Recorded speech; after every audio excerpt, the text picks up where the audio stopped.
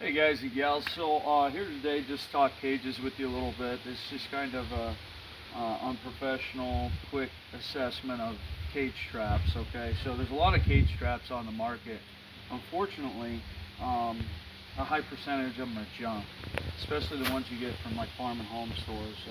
This one here is a newer Havahart, where the old Havaharts were okay, quality-wise, okay-ish. The newer ones are even junkier than the okay-ish ones. So the first thing when I assess a cage trap is the body of it, right? Does the wire look strong?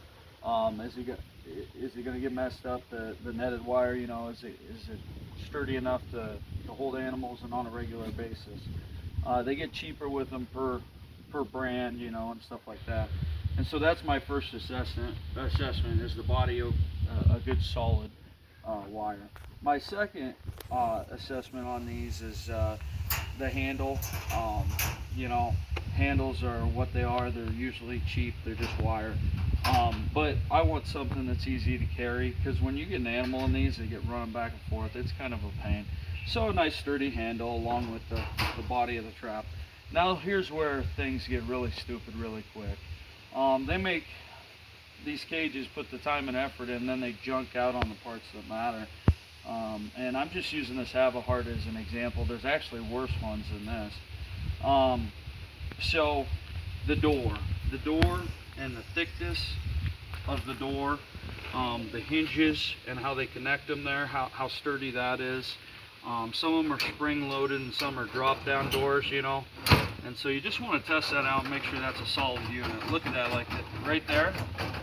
That's too much wobble. Here in Iowa, a raccoon will find the spot that's weak, and what he'll do is he'll literally break those. He'll crawl and force and grab with his hands, and he'll literally bend that. So the door's a very important aspect. You want to make sure the door is very solid and going to last you more than a couple of catches.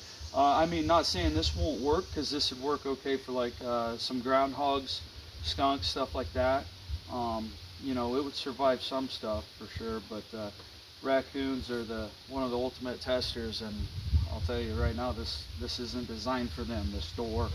Also, the trigger system and how it's set up, you'll always have like weak points up here where it connects, and then sometimes this is a weak point.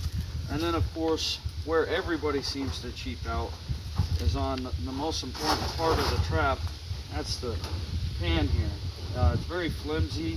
It's usually attached to a couple, like this one's attached twice, okay, and it's a thin, flimsy metal. It needs to be thicker, and it should attach probably 3 to 4 times here.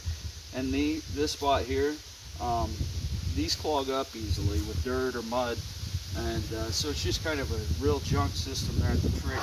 So the trigger and the door, in my opinion, are very important parts, and that's where they always cheap out at, it seems. That or the cheap cage wire itself. The handle, obviously a little important. And that's just kind of the standard things I look for in a cage trap.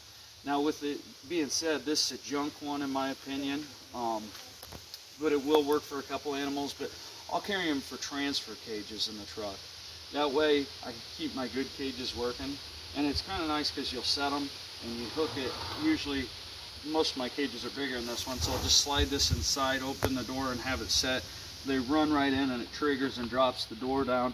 Then I pull this in and set it in the back of the truck. I don't leave them in the back of the truck very long, so that's what I'm saying. Temporarily, this will hold them in the truck for me.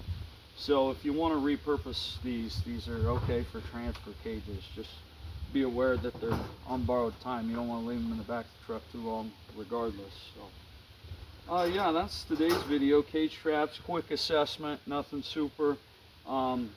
There's a million brands out there, and I will tell you, with cages you get what you pay for.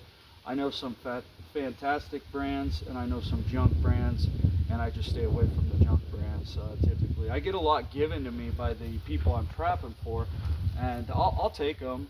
I'll use them as transfer cages, and if I can't repurpose some of the parts or something, then they just go to the dumps, to the dump. But yeah, that's today's video, cage traps, quick assessments. So tight chains out there, be safe, and I'll see you on the next one.